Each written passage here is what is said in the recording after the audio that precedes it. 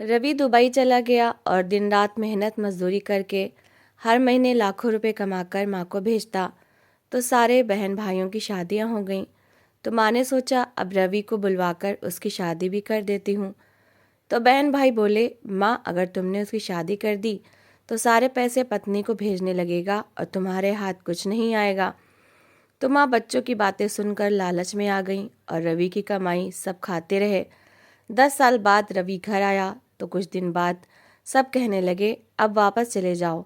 तो अगले दिन वो एक लड़की के साथ घर आया तो सब दंग रह गए, क्योंकि गहनों पर कितना खर्चा आएगा और शादी के अन्य खर्चों के लिए कितने पैसे चाहिए होंगे।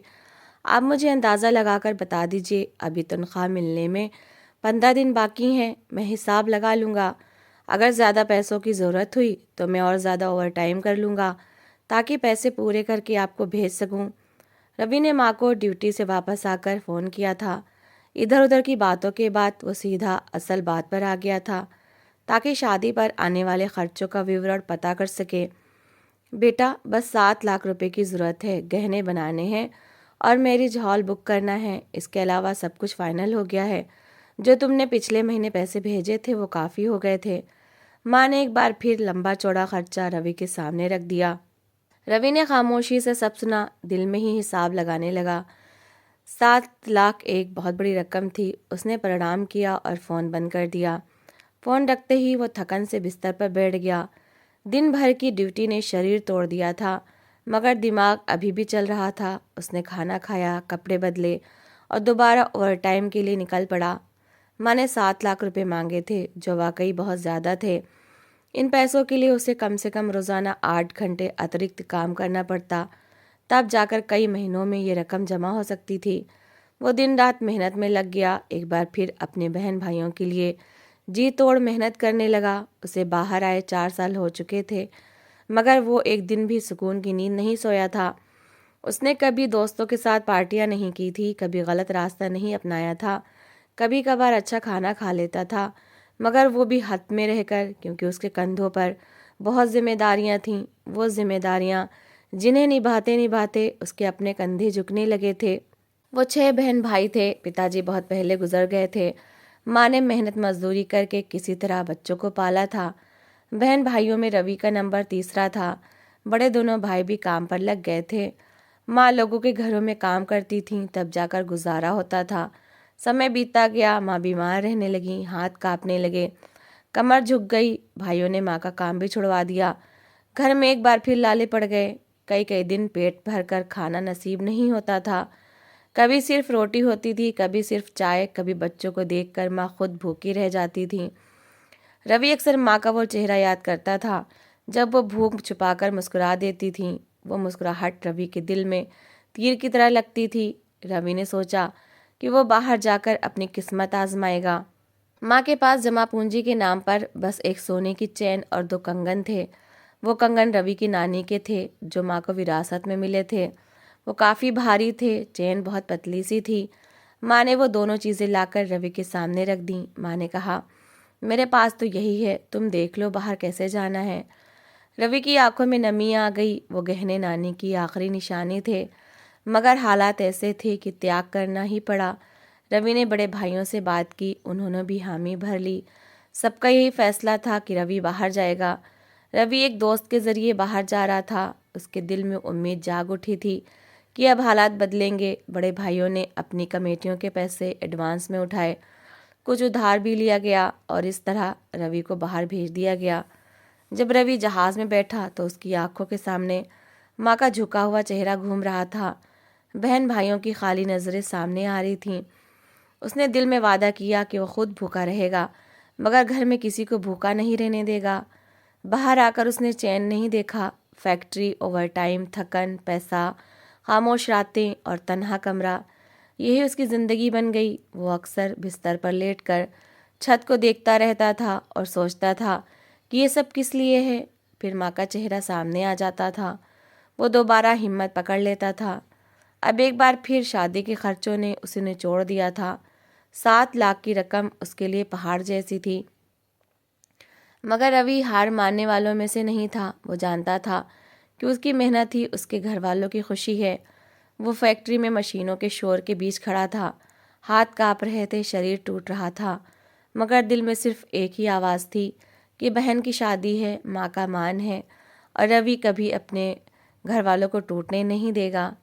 वो पसीना पोंछकर फिर मशीन की तरफ बढ़ गया, क्योंकि उसकी ज़िंदगी का मकसद सिर्फ एक था, अपनों को सुख देना, चाहे उसके अपने हिस्से में सिर्फ थकन ही क्यों ना आए। आखिरकार महीना ख़त्म होने पर रवि ने 7 लाख रुपए का इंतज़ाम कर ही लिया था। महीने के आखिर में वो 7 लाख रुपए माँ को भेजकर काफ़ी संतुष्ट हो गया था। उसकी दूसरी बहन की शादी हो गई थी और वो भी अपने घर की हो रही थी। एक भाई पहले ही शादी कर चुका था, अब बस 2 भाई बचे थे। रवि के दिल में एक सुकून सा उतर आया था कि उसकी मेहनत रंग ला रही है। उसने बरसों अपनी खुशियों को एक तरफ रख कर सिर्फ जिम्मेदारियां निभाई थीं। अब उसे पहली बार अपनी ज़िंदगी के बारे में सोचने का मौका मिला था। अपना घर बसाने का ख्याल उसके मन में आते ही कई तस्वीरें उभरने लगतीं। एक कोमल सा चेहरा उसकी निगाहों में आ जाता था, 100 में सी मुस्कुराहट, खामोश सी आंखें, मगर वो फ़ौरन अपना सर झटक देता था। वो जितना गरीबी का शिकार रह चुका था, वो ऐसे सपने देखने से भी घबराता था। उसे डर लगता था कि कहीं वो किसी और की ज़िंदगी भी अपने जैसे हालात में ना धकेल दे। उसके सारे बहन भाइयों की शादियां उसके बगैर ही हो रही थीं। इस बात का दुख उसके दिल में बहुत गहरा था। वो चाहता था कि वो हर बहन के सर पर हाथ रखे, हर भाई के साथ खड़ा हो, मगर वो जानता था कि अगर वो मजदूरी छोड़कर भारत चला जाता तो उसके कई महीनों की कमाई बेकार हो जाती। टिकट के पैसे अलग खर्च होते और फिर घर वाले भी उसी रकम में शादी के अन्य खर्चे पूरे कर सकते थे। इसीलिए उसने दिल पर पत्थर रखकर जाने का इरादा छोड़ दिया और सारे पैसे माँ को भेज दिए थे। अब वो अकेला कमरे में बैठा सोच रहा था कि ना जाने बहन की शादी में क्या कुछ हुआ होगा, कितनी रस्में हुई होंगी, बहन कैसी दुल्हन बनी होगी। उसकी छोटी बहनें जिन्हें वो गोद में उठाकर घंटों खिलाता रहता था, आज इतनी बड़ी हो गई थीं कि पराए घर जा रही थीं। उसे माँ की जल्दबाजी पर भी कभी कभी दुख होता था। वो चाहता था कि बहनें पढ़ लिख कर कुछ बने, अपने पैरों पर खड़ी हों, मगर हालात और समाज की मजबूरियाँ कुछ और थीं। फिर भी वो खुद को यही समझा लेता था कि कम से कम वो अपनी जिम्मेदारी पूरी कर रहा है। रात गए उसकी बहन ने शादी की रस्मों की वीडियोस रवि को भेजीं। वो मोबाइल हाथ में लिए एक एक वीडियो देखता रहा। कभी हल्की सी मुस्कुराहट आती, कभी आंखें भीग जाती। उसकी गुड़िया बहुत प्यारी लग रही थी। बहन भाई शादी में बहुत खुश दिखाई दे रहे थे। एक पल के लिए उसे लगा कि शायद कोई इसकी कमी महसूस ही नहीं कर रहा, मगर अगले ही पल उसने ये ख्याल झटक दिया। वो जानता था कि उसकी गैर मौजूदगी भी एक त्याग थी। समय थोड़ा सा और आगे बढ़ा। रवि को यहाँ 8 साल हो चुके थे। बाकी दोनों भाइयों की भी शादियाँ हो गईं। घर आबाद हो चुका था। रवि हर महीने लाख रुपए कमाकर माँ को भेजता रहा। माँ ने घर बना लिया था, बहन भाइयों की जिंदगियाँ संवार दी थीं। अब वो रवि पर जोर देने लगी कि वो भी भारत आ जाए ताकि उसकी शादी की जा सके, मगर रवि हर बार टाल देता था।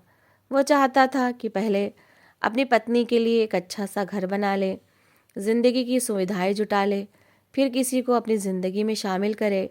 इस बात का जिक्र उसने कई बार माँ से किया था। वो कहता था कि मैं अपनी होने वाली पत्नी को वो दिन नहीं दिखाना चाहता जो माँ ने देखे थे। वो चाहता था कि उसकी पत्नी सुरक्षित हो, संतुष्ट हो, परेशान ना हो। इसी सोच के साथ उसने और 2 साल जी तोड़ मेहनत की। दिन रात फैक्ट्री, ओवर टाइम, पसीना, तन्हाई और खामोश रातें। उसने पैसे भी भेजे और साथ साथ कुछ रकम अपने लिए भी जमा कर ली। आखिरकार वो इस काबिल हो गया कि भारत जाने का इरादा कर सके। उसने टिकट करवाया। जब उसने टिकट हाथ में लिया तो एक पल के लिए उसकी आंखों में आंसू आ गए। पूरे 10 साल उसने दुबई में गुजार दिए थे, अपनों से दूर, माँ से दूर, बहन भाइयों से दूर। वो माँ जिसे देखे बगैर उसे नींद नहीं आती थी। न जाने कितनी रातें उसके बिना बीत गई थीं। कितने दुख, कितनी खुशियाँ, सब उसने परदेश में अकेले झेली थीं। वो बिस्तर पर बैठा टिकट को देख रहा था। दिल में एक अजीब सी घबराहट और खुशी इकट्ठी थी। वो सोच रहा था कि माँ उसे देखकर कैसी होंगी, बहनें कितनी बदल गई होंगी, भांजे भांजियाँ उसे पहचानेंगी भी या नहीं। उसका दिल ज़ोर ज़ोर से धड़कने लगा था। उसने खिड़की से बाहर देखा। दुबई की रोशन सड़कें, ऊंची इमारतें, शोर, रोशनी, मगर इन सब के बावजूद उसका दिल हमेशा भारत के एक छोटे से घर में अटका रहा था, जहां माँ उसकी प्रतीक्षा कर रही थी। उसने मन ही मन में ईश्वर का धन्यवाद किया कि भगवान ने उसे इतनी ताकत दी है कि वो अपने घर वालों को सहारा बन सके। उसने खुद को थपकी दी कि अब समय आ गया है कि वो अपनी ज़िंदगी की शुरुआत करे, मगर वो जानता था कि सबसे पहले उसे माँ के चरणों में बैठकर उनका आशीर्वाद लेना है। रवि ने धीरे से आंखें बंद की, एक लंबी सांस ली और दिल में यही सोचकर मुस्कुराया कि बरसों के त्याग के बाद अब वापसी का समय आ गया था। इधर जब बहन भाइयों को खबर मिली कि रवि वापस आ रहा है, तो सबके दिलों में अजीब सी बेचैनी फैल गई। किसी के चेहरे पर वो खुशी नज़र नहीं आ रही थी जो माँ को महसूस होनी चाहिए थी। सब एक दूसरे से नज़रें चुरा रहे थे, कोई खामोश था, कोई बनावटी मुस्कुराहट सजाए बैठा था। माँ सब कुछ देख रही थी, मगर फिलहाल कुछ नहीं कह रही थी। आखिरकार एक दिन जब सारे भाई बहन एक ही छत के नीचे इकट्ठे बैठे थे, तो माँ का दिल भर आया। उन्होंने बात की शुरुआत की और धीमी मगर भरी हुई आवाज़ में बोली, मेरे बच्चे ने सिर्फ 2 कंगन और एक चेन बेचकर परदेश का सफ़र किया था। इसके बदले में तुम सबको सोने के सेट पहनाए गए, कंगन बनवाए गए, घर बनवाया गया, यहाँ तक कि तुम सबकी शादियाँ भी मेरे बच्चे ने अकेली करवाई। मगर आज उसके वापस आने पर मुझे तुम लोगों के चेहरे पर वो खुशी नज़र नहीं आती जो होनी चाहिए। माँ की बात सुनकर सबके सिर झुक गए। कमरे में खामोशी छा गई। हर कोई अपने दिल की बात छुपाने लगा। कुछ ने बहाने बनाए, कुछ ने जल्दी से कहना शुरू किया कि माँ हम बहुत खुश हैं, हमें तो बस काम की वजह से थकान है। माँ ने सबके चेहरे को ध्यान से देखा, मगर उन्हें सच्चाई नज़र नहीं आ रही थी। तब आखिरकार बड़ा भाई बोल पड़ा। उसकी आवाज़ में उलझन भी थी और लालच भी। वो कहने लगा, माँ उसे वापस आने की क्या ज़रूरत है? माँ ने उसे घूर कर देखा। उनकी आंखों में दुख भी था और हैरानी भी। उन्होंने कहा, क्यों ज़रूरत नहीं है? तुम सब अपने अपने घर वाले हो गए हो, तुम्हारी शादियाँ हो चुकी हैं। अब मैं रवि की शादी करूँगी, उसका भी अपना घर होगा, वो भी अपनी पत्नी बच्चों के साथ सुकून की ज़िंदगी बिताएगा। क्या मैं पूरी ज़िंदगी उसकी शादी ही नहीं करूँगी? माँ की बात सुनकर सारे भाई बहन एक दूसरे को देखने लगे। फिर जैसे सब एक साथ बोल पड़े, माँ उसकी शादी मत करें, ऐसे वो लाखों कमाकर हमें भेजता है। ऐसा ना हो कि कल को पैसे देना बंद कर दे। शादी के बाद अच्छे अच्छे लोग बदल जाते हैं, तो रवि क्या चीज़ है, वो भी बदल जाएगा, फिर आप पछताती रह जाएंगी। माँ खामोश हो गई। बहन भाइयों की बातें उनके दिल में उतरने लगीं। लालच धीरे धीरे उनकी सोच में जगह बनाने लगा। वो सोचने लगी कि वाकई अगर रवि की पत्नी आ गई तो वह हमें कहाँ रखेगा। अब तक रवि जो कमाता रहा वो सब बाकी औलाद पर लगा, खुद उसने तो ज़िंदगी का कोई सुख नहीं देखा। माँ का दिल भी सुकून चाहने लगा था। वो चाहती थी कि अब बुढ़ापे में पैसे की चिंता ना हो। इसीलिए माँ ने रवि की वापसी की बात पर और कुछ नहीं कहा। वो हर महीने उससे तनख्वाह मांगती रहीं। इधर रवि ने खुशी खुशी टिकट कटवाया और घर आ गया। जब रवि घर पहुंचा तो सारे भाई बहन बाहर निकल आए। सबके चेहरों पर मुस्कुराहट आ गई, क्योंकि रवि सबके लिए उपहार लाया था। किसी के लिए कपड़े, किसी के लिए घड़ियाँ, किसी के लिए मोबाइल, तो बच्चों के लिए खिलौने। वो सब में व्यस्त हो गए। पहले माँ उसे बार बार बुलाती थी, कहती थी आ जाओ, आओगे तो शादी कर दूंगी, मगर अब माँ चुप थी। उन्होंने शादी का जिक्र तक नहीं किया। रवि कई बार माँ के चेहरे को देखता रहा। उसे हैरानी होती रही। बहन भाई भी बस अपनी फरमाइशों में लगे रहे। किसी ने रवि से उसकी शादी का नहीं पूछा। कोई ये न बोला कि अब तुम्हारी शादी की बारी है। रवि अंदर ही अंदर महसूस करने लगा कि माहौल बदल सा गया है। एक दिन जब रवि घर से बाहर गया हुआ था, तो माँ और भाई बहन कमरे में बैठे थे। माँ ने धीरे से कहा, 2-3 दिन ही उसके वापस जाने में रह गए हैं। वो बार बार उम्मीद भरी नज़रों से मेरी तरफ देखता है, मुझे अच्छा नहीं लग रहा। बहन भाई फौरन बोले, कोई बात नहीं माँ, 2-3 दिन बर्दाश्त कर लो, फिर जब पैसे हाथ में आएंगे तो सब भूल जाओगी। वो फिर बाहर चला जाएगा और सब ठीक हो जाएगा। माँ भी इस बात पर सहमत हो गई। उन्होंने दिल को समझा लिया। दिन बीतते गए। रवि कभी बैठकर माँ को देखता, कभी बात शुरू करता, मगर माँ हर बार टाल देती। एक दिन रवि ने हिम्मत करके कहा, माँ अब मैं आ गया हूँ, अब मेरी शादी की बात करें, मैंने सब कुछ सोच लिया है। माँ ने उसकी बात सुनी ही नहीं।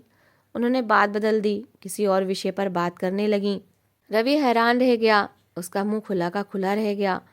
उसने महसूस किया जैसे उसकी बात की कोई अहमियत ही नहीं रही। वो चुप हो गया। दिल में एक अजीब सा दर्द उतर आया।